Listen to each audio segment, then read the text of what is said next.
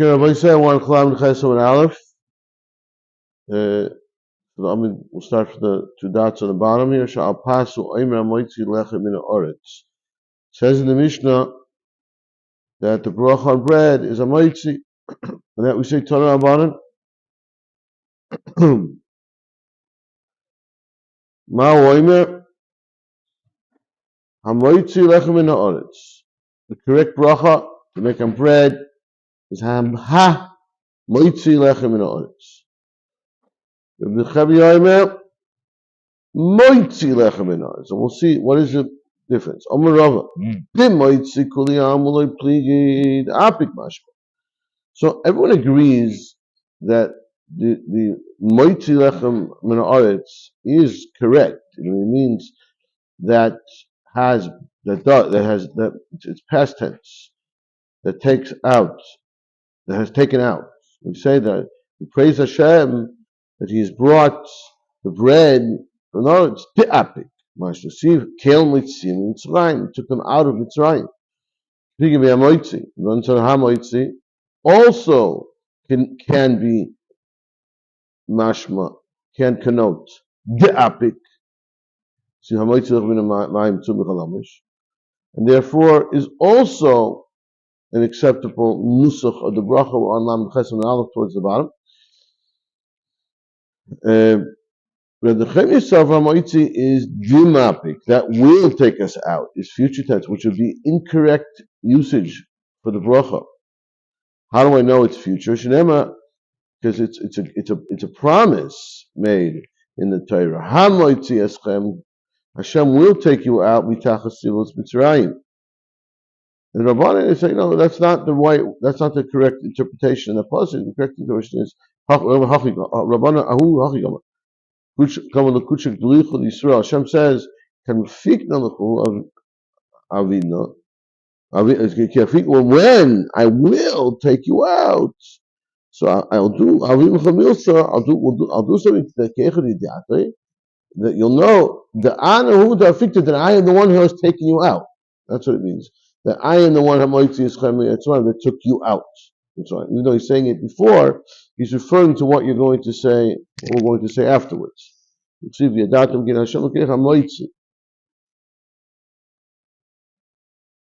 more tells the Maisa, the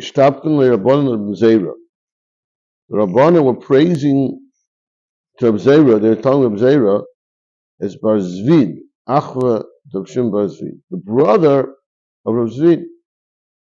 What about him? Adam Gadol is a great person. And part of his greatness is his baki b'brachos. And so he says, very interesting, I'd like to meet this person, his baki b'brachos.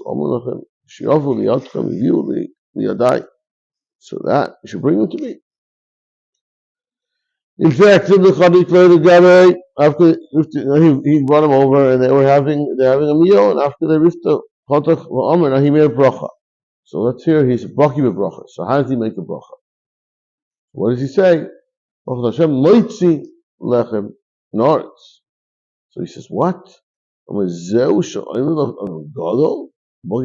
why not? We have to know why not. In other words, who now reminded that moitzi is a correct term? So why was he upset? Why was he disappointed with him saying moitzi? It tells us as follows: Bishlama Yamar HaMoitzi. The page. If you would have said HaMoitzi Ashmi'in in time up,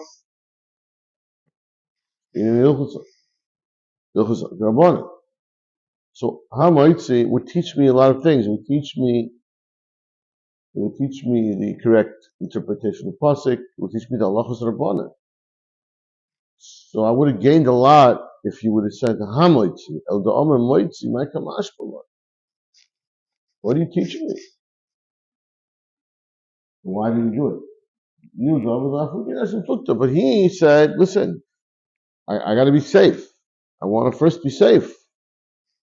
Everyone agrees halacha is you can say moitzi. So therefore we say moitzi.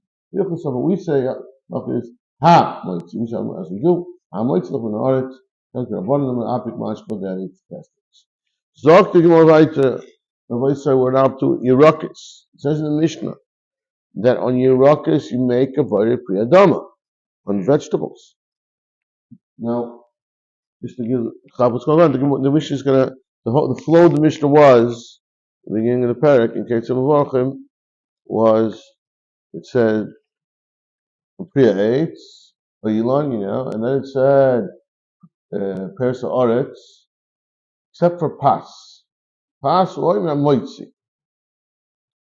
Okay, and then it says, well, Yerakos, you say Priya. Now we're going to infer here the fact that Tana put together Hamoitzi Lechem in Oretz with Yerakos, that teaches me something. There's got to be a reason why the Tana put it together. What's the reason of it? So the Gemara says, "Katani Yerakos, the Pas." There's something similar about the process of Yerakos, the Pas, that you'll make a bracha just like Pas. What's that? It goes as follows: Pas, the only way that you have bread is if you bake it, and it's improved by the baking, and you make it moitzah chametz. After Yerakos nami, and this is a chiddush. The Yerakos, even though maybe you can argue, you cook it, you cook the tomato. Is it good? Is it not good? Is it better? Is it worse? Different. We'll see. We'll see shortly. There are different types of Yerakos and everything, but even though you're cooking it, and it's a shenishtan or you still say by priya dama. In other words, there's two types of vegetables, right? There are cooked vegetables and not cooked vegetables. So, there are certain things, if you process them, you change the bracha, right? If you take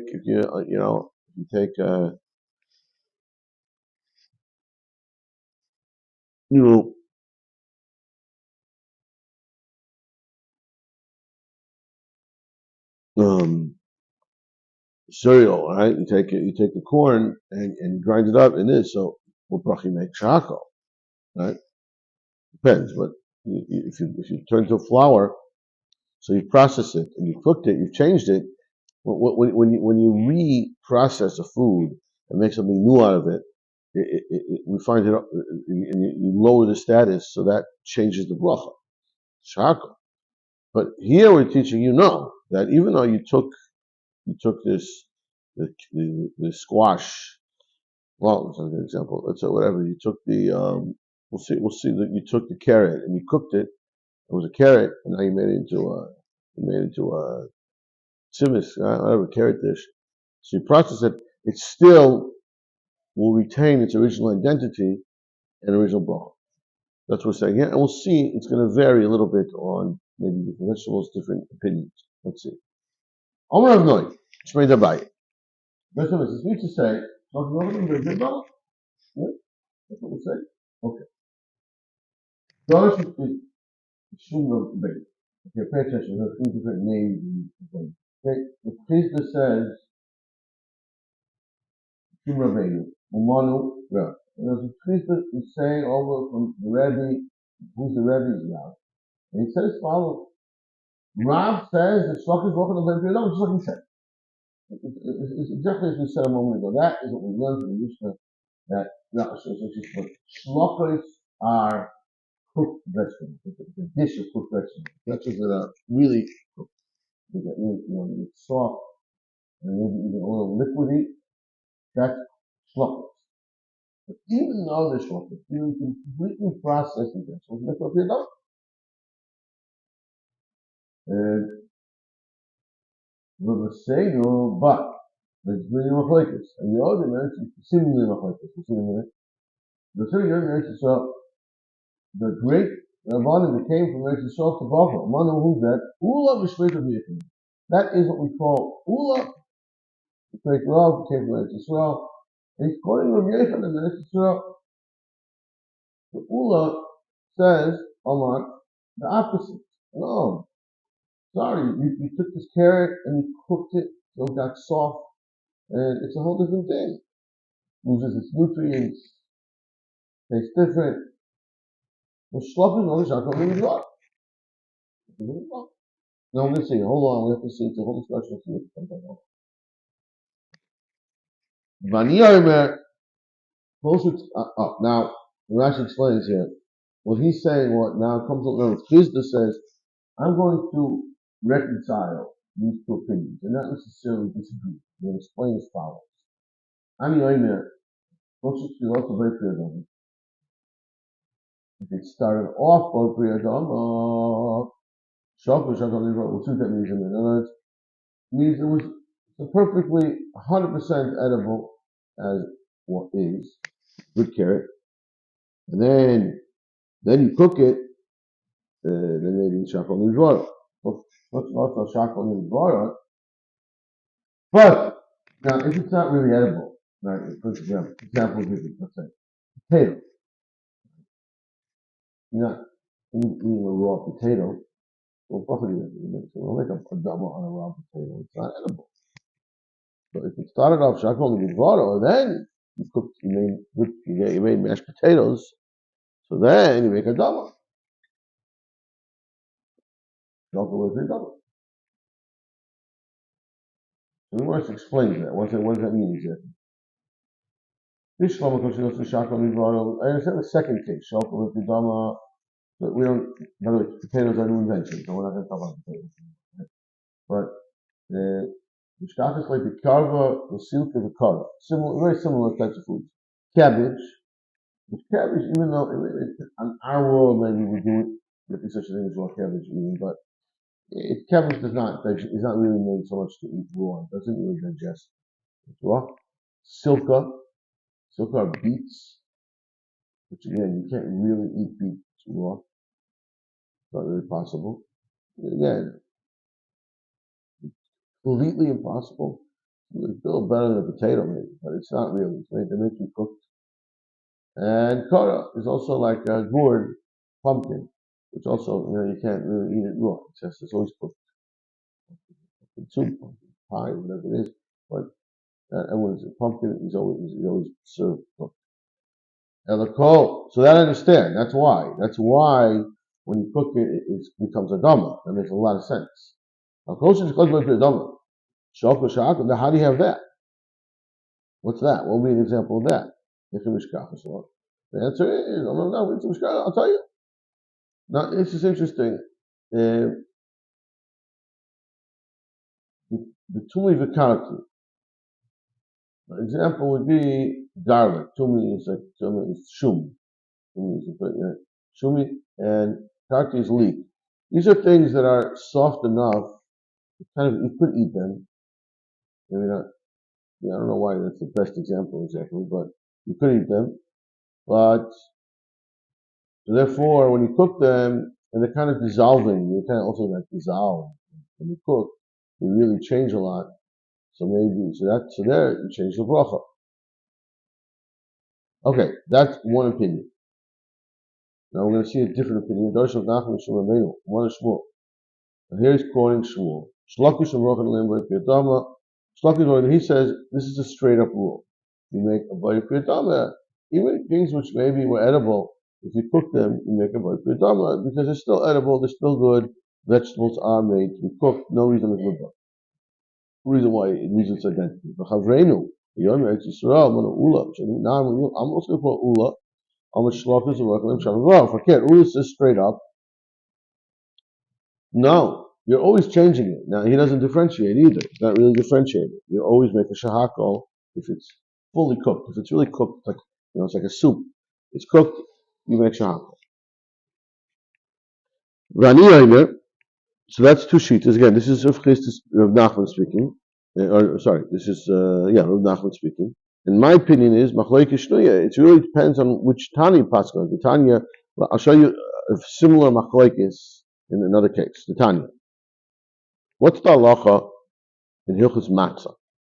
You have a matzah. Yotzim berkik asharui. You have a matzah, which is like our matzah. It's like a cracker. So you yotze with that. Even though you take the cracker and you put it in a pot of water, you cook it. I'm sorry. Yeah. As long as it doesn't dissolve, as long as you can pull it out and it still looks like one piece, you make your yotzin mitzvah matzah with it. Still called, and in order to be matzah, it has to have its identity as bread. It's be lechem. Okay? So in other words, we see cooking does not redefine who it is. Rav Yossi, no, if it gets wet, is one thing. Why? Because you cooked it, it redefines what it is. It's not the matzah anymore. So you see, that's the machlekes. When you cook something, does it redefine it? Same thing with vegetables. The Gemara says, no, you cook vegetables, they retain their identity. They're still called a vegetable. They're still called the pre of the ground, and you make the same bracha. So what's the pshat matzah? When you cook it in water, you ruin the tam matzah. But here, that there's no requirement of tam, special tam matzah, so it's still called what it was.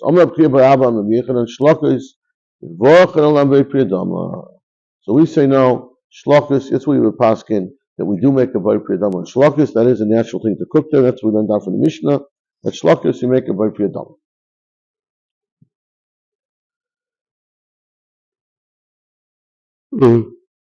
Now, this is here, let's finish up the chalak. Here's Rabbi Yom Bayefis, Amar B'yachin Shlokas, Now he argues. This is really, if you pay attention here, it's two different quotes in Rabbi Yechon. Chiyah ba'aba, Bayefis. What does Rabbi Yechon say? Adama, Shaka. Now, Amar Rav Nachman Yitzchak.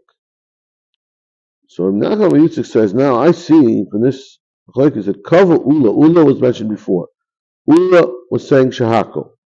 I shlokas before. Ula was, right? Now, Ula, Kava L'Shivushte. He made a mistake. In other words, he set up his mistake as his psak, like Rabbi Numbayefis. He makes Shahako. And that's why he's wrong. In other words, he's just going with the mistake of Rabbi Numbayefis. Similarly, we find that there was criticism on Rabbi Numbayefis in his psak, according to Rabbi Yechon, the Toiba Abzera. How can you accept such a psak? How can he argue on a B'chir Ba'aba? B'chir Ba'aba said Rabbi Yochanan said B'chir Dama. So why is he more reliable? How do you know I'll tell you why we know for a few reasons. So I think you have three reasons why B'chir Ba'aba is more reliable. B'chir Ba'aba daik v'gam shmaitza. Rabbi Yochanan Rabbi, he was very particular. He was very precise to quote Rabbi Yochanan and check out exactly what he said. Remember, he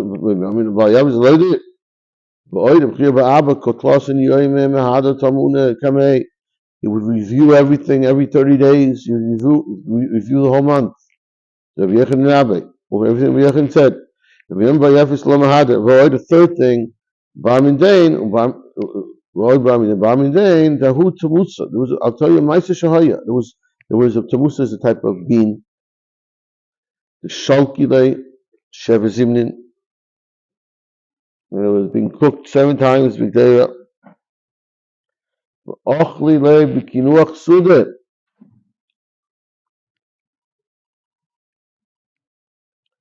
And they ate it for dessert, end of the meal. What bracha? You make a bari priyadama, even though it's like shlokos, it's a cooked vegetable. Now we're going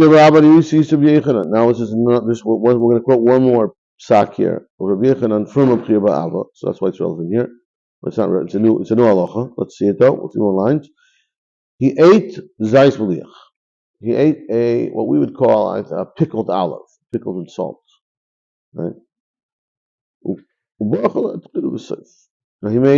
Now that implies he made both brachos. Meaning an olive grows on a tree, as we know. So therefore, you make a b'peh eitz, and you make a al eitz. So that's what he did. Now the same logic applies here. If we'll say that shlokas, even though they're cooked, and by the way, and pickling something or salting something is like cooking it. Certainly, salting is similar. Chazal view it is very similar to the process of cooking. So I understand. That's why he made 8. In Sefer Al Bracha Me'achim in Shalosh. That's why he made an Al 8 at the end. But if you say when you cook something, you salt something, you process it, it changes its identity. So I can interpret the statement that he made a bracha beforehand. Or the statement that he made a bracha afterwards is, what does that mean? Usually if you make a bracha, it means ala eitz. What is it? We said before also that just by the fashos, I would think, is that really something we call like a real bracha, just a little tefillah at the end?